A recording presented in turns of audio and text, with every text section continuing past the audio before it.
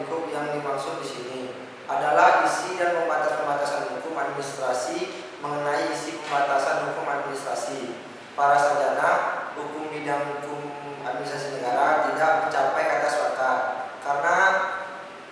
karena kesulitan menentukan objek yang diatur oleh hukum administrasi dalam salah satu bentuk teoritis dikenal dengan teori residu oleh C. van Vollenhoven yang menyatakan bahwa segala yang tidak termasuk fungsi perundang-undangan atau bisa disebut legislatif dan fungsi peradilan atau yudisil ialah fungsi pemerintahan.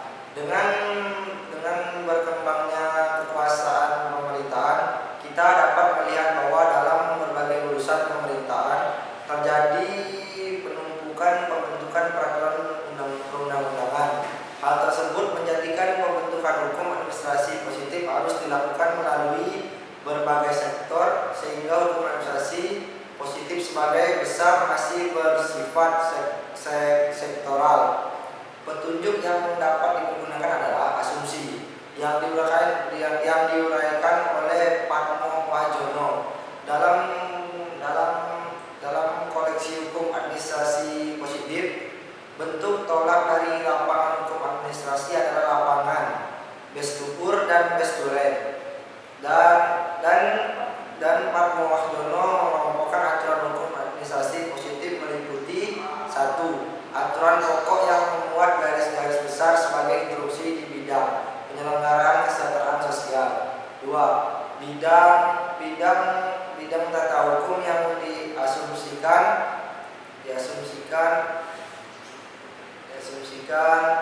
timbul atau tumbuh dari sistem GBHN, yaitu A. Aturan di bidang ekonomi, aturan bidang agama, dan kepercayaan Tuhan kepada desa. Aturan di bidang politik, aparatur pemerintah, hukum penerangan, dan peserta hubungan luar negeri. Bidang tata hukum yang dihubungkan dengan departemen mengasuh atau juga disebut dengan Objekten van Staatsschuld. Dalam perkembangan dewasa ini terdapat suatu kecenderungan mengembangkan hukum administrasi umum atau disebut dengan General Administrative Law.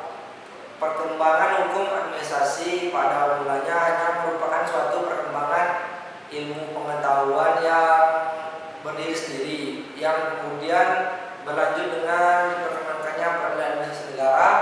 Perkembangan berikutnya timbul manakala pembuat undang-undang memutuskan dengan tujuan menyelesaikan tindakan pemerintah untuk mengadakan pembuatan undang-undang hukum administrasi umum. Hukum administrasi Indonesia saat ini sifatnya mutlak jika dikaitkan dengan perkembangan pemerintahan dan pembangunan, khususnya jika dikaitkan dengan kebutuhan untuk mengefektifkan peradilan, usaha